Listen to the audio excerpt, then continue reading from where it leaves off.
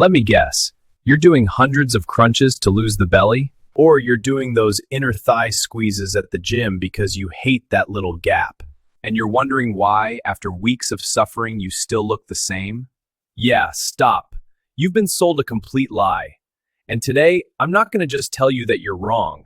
I'm going to show you the cheat code to finally targeting those stubborn areas. Spoiler, it involves never actually targeting them. By the end of this video, you are going to understand the biology behind why your body hates losing fat in specific places. More importantly, you're walking away with a 7-day action plan that flips the switch. We're talking about the difference between spot reduction nonsense and strategic reduction. Stick with me, because the first thing I'm about to tell you is probably the exact thing you're doing right now that's killing your progress. Okay, let's get into the meat of it. Pun intended. Step 1. The fat cell reality check. Imagine your fat cells are tiny gas tanks. They are spread all over your body. When you eat food, your body converts it into energy and stores the leftovers in these tanks. When you need energy, like when you work out, your body pulls the fuel out of these tanks. Here's the kicker.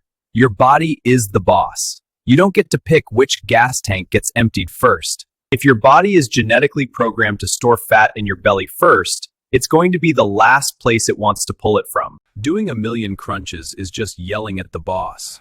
The boss doesn't care. The blood flow myth. You've heard it before. If you work out that area, you increase blood flow and burn the fat there. Sounds scientific, right? Wrong. It's like standing in a cold room and rubbing your left hand to warm it up. Sure, the left hand gets warm, but your core temperature stays the same, so you're still cold overall. When you train abs, you're building muscle under the fat. That's great.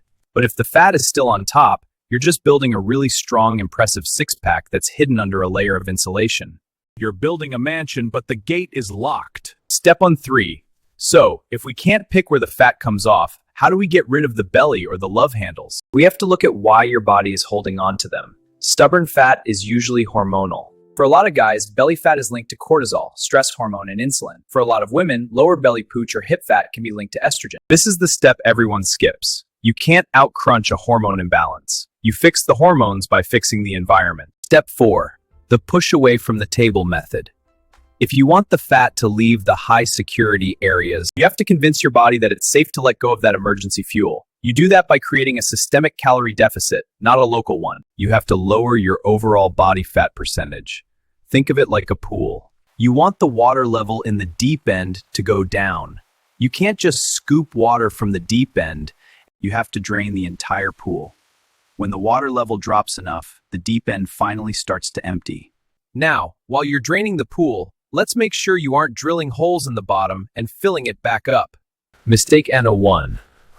Stop doing 500 crunches a day. You're building muscular endurance, sure, but you're burning minimal calories and stressing your spine. Treat your abs like any other muscle. Train them heavy and with resistance 2 to 3 times a week, not every day. They grow in the kitchen, not on the mat. Mistake 2. The I ate healthy, so I deserve this trap. You had a salad for lunch, great. But then you eat a 600-calorie healthy granola bar and a frappuccino because you earned it. That's the deficit killer. Stubborn fat laughs at your good intentions. You need consistency, not perfection. Mistake 3. Chronic cardio. Running for an hour every day might actually increase cortisol. And what did we just learn about cortisol? It tells your body to hold on to belly fat. You need to lift weights. Muscle is metabolically active. The more muscle you have, the higher your resting metabolism. You burn fat while you sleep. Get off the hamster wheel. All right, theory is over. Here is your 7-day action plan to kickstart this process. Write this down. Day 1 to 7. Track, don't guess. For the next 7 days, track everything that passes your lips. Just to see, you're looking for your protein intake. Aim for 1 g of protein per pound of body weight. It keeps you full and burns more calories digesting than carbs or fat. Day 1, 3 to 5. Lift heavy things. Focus on compound lifts. Squats, deadlifts, push-ups, rows. These use the most muscles, burn the most calories, and release the most fat-burning hormones. Keep ab work to 10 minutes at the end. Day 2, 4, 6. Walk. 30 to 25-minute walks, not sprints, walks. This keeps your steps up, burns fat directly as fuel since it's low intensity, and lowers cortisol. It's the magic bullet everyone ignores. 7 to 8 hours. No phone. Blackout curtains. If you're sleep deprived, your hunger hormones go haywire and you crave sugar. You're fighting biology. Get the sleep. Every meal should have a protein source and a vegetable. This isn't a diet, it's a regulation. It manages insulin, which unlocks the fat cells. Look, you can't choose where you lose it, but you can choose to build a body that is so efficient and hormonally balanced that it has no choice but to let go of those stubborn areas. It takes time, but it works every single time.